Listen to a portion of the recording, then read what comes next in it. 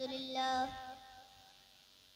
نحمده ونستعينه ونستغفره ونعوذ بالله من شرور أنفسنا ومن سيئات أعمالنا من يهده الله فلا مضل له ومن يضلل فلا هادي له وأشهد أن لا إله إلا الله وأشهد أن محمدا عبده ورسوله يا أيها الذين آمنوا اتقوا الله حق تقاته ولا تموتن إلا وأنتم مسلمون يا أيها الناس اتقوا ربكم الذي خلقكم من نفس واحدة وخلق منها زوجها وبث منهما رجالا كثيرا ونساء واتقوا الله الذي تساءلون به والأرحام إن الله كان عليكم رقيبا يا أيها الذين آمنوا اتقوا الله وقولوا قولا سديدا يصلح لكم أعمالكم ويغفر لكم ذنوبكم ومن يطع الله ورسوله فقد فاز فوزا عظيما أما بعد فإن خير الحديث كتاب الله وخير الهدي هدي محمد صلى الله عليه وسلم وشر الأمور محدثاتها وكل محدثة بدعة وكل بدعة ضلالة وكل ضلالة في النار أعوذ بالله من الشيطان الرجيم بسم الله الرحمن الرحيم لقد كان لكم في رسول الله أسوة حسنة لمن كان يرجو الله واليوم الآخر وذكر الله كثيرا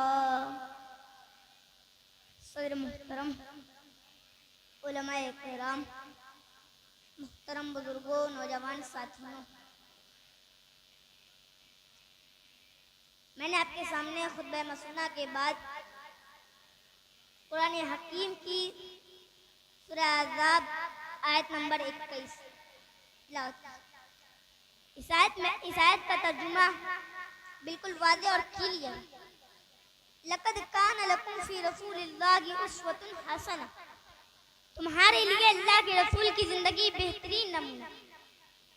یہاں اللہ تعالیٰ نے کوئی شعبہ خاص نہیں کیا کہ بازار اور مارکیٹ میں اپنی منمانی کر سکتے ہیں۔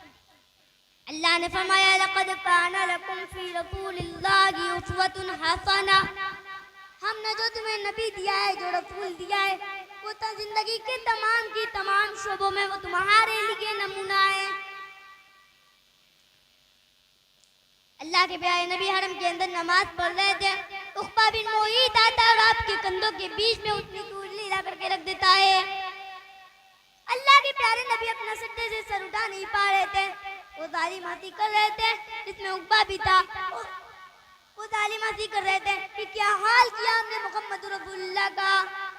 آپ کی معصوم بیٹیاں فاطمہ رضی اللہ عنہ آتی ہیں اور اپنے باپ کے وہ سر سے انگلی ہٹاتے ہیں۔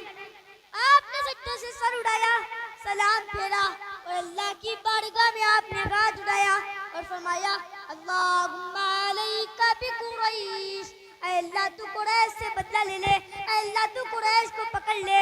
اللہم علیک بابی جہل ابن ہشام، اے اللہ تو ابو جہل سے انتقام لے لے، تو عتبہ سے انتقام لے لے، تو شیبہ سے انتقام لے لے، تو ولید ابن عتبہ سے انتقام لے لے، تو عقبہ بن معیط سے انتقام لے لے۔ سب کا نام لے لے کر اللہ کے پیارے نبی نے بد دعا کی۔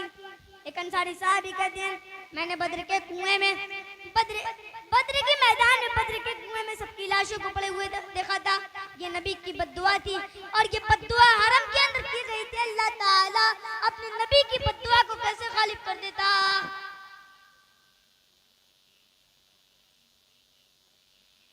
آپ جب نبی بنائے گئے تھے، آپ نے اسلام کا پہلا درس دیا تھا صفا کی پہاڑی پر۔ جب آپ نے صفا کی پہاڑی پر چڑھ کر کے اپنے سارے خاندان کے لوگوں کو ایمان کی دعوت دی، اسلام کی دعوت دی، فرمایا اے میرے خاندان کے لوگوں، میں اللہ کا آخری رسول ہوں، میں لا الہ الا اللہ کی دعوت لے کر کے آیا ہوں۔ تم لا الہ الا اللہ پڑھ لو، تم کامیاب ہو جاؤ گے، ورنہ اللہ کا بہت بڑا عذاب تمہارے اوپر آئے گا۔ انفضوا انفسکم من النار، اے میرے خاندان کے لوگوں، تم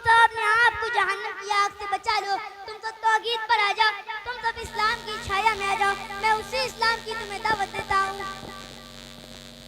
پھر آپ نے حضرت فاطمہ سے کہا, اے فاطمہ قلیل من مالی ما شئتی, تجھے میرے مال میں سے جو چاہیے تو لے لے, لیکن لا اغنی عنک من اللہ شیئا.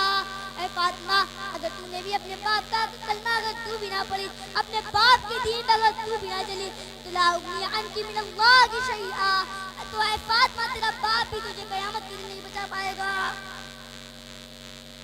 اللہ کے رسول کو مکہ کے اندر کتنا ستایا گیا. اللہ کے پیارے نبی طائف میں لوگوں کو اسلام کی دعوت دینے گئے. اللہ کے پیارے نبی کے اوپر اللہ پر ایمان لانے, طائف والوں نے اللہ پر ایمان لانے کے بجائے اللہ کے پیارے نبی کا مذاق بنایا. ایک ہفتہ گزر گیا, اللہ کے نبی مایوس ہو گئے, طائف سے واپس جانے لگے. سرداروں کو پتہ چلا کہ محمد واپس جا رہے ہیں. انہوں نے محلے کے گنڈوں کو بلایا, بدماشوں کو بلایا, کرمنل لوگوں کو بلایا اور کہا ہم تمہیں پیسہ دیں گے, تم ایک کام کرو, تم محمد کے اوپر پتھر برساؤ. اللہ اللہ, وہ نبی جو رحمت کائنات بن کر کے آیا ہے, وہ نبی جو انسانیت کے درد کو دور کرنے کے لیے آیا ہے, آج اس نبی کے اوپر طائف سے پتھر برسائے جا رہے ہیں. اور دونوں طرف سے وہ محلے کے بدماش گنڈے اللہ کے پیارے نبی کے اوپر پتھر برسا رہے ہیں. اللہ کے نبی کے اوپر پتھر برس کر کے خون رس کر کے آپ کے جوتوں میں جم رہے ہیں. اللہ کے پیارے نبی اپنے ہوش و آواز سے بیگانہ ہو گئے. جب آپ کو ہوش آیا تو آپ 3 کلومیٹر قدم السالم نام کے مقام پر آپ کو ہوش آیا. میرے نبی کو پاگل بھی کہا گیا, میرے نبی کو مجنون بھی کہا گیا, میرے نبی کو دیوانہ بھی کہا گیا, میرے نبی کو شاعر بھی کہا گیا. اللہ کہہ رہا ہے تم میرے نبی کو شاعر کہتے ہو, تم میرے نبی کو مجنون اور پاگل کہتے ہو, تم میرے نبی کو دیوانہ کہتے ہو. میرا نبی نہ تو دیوانہ ہے, میرا نبی نہ تو مجنون ہے, نہ میرا نبی نہ تو پاگل ہے. تنزیل من رب العالمین, میرا نبی تو اللہ کی طرف سے نازل ہونے والی کتاب پڑھ کر کے تمہیں سناتا ہے, وہ تو تمہیں قرآن پڑھ کر کے سنایا کرتا ہے. آخر میں اللہ رب العالمین سے دعا کرتے ہیں,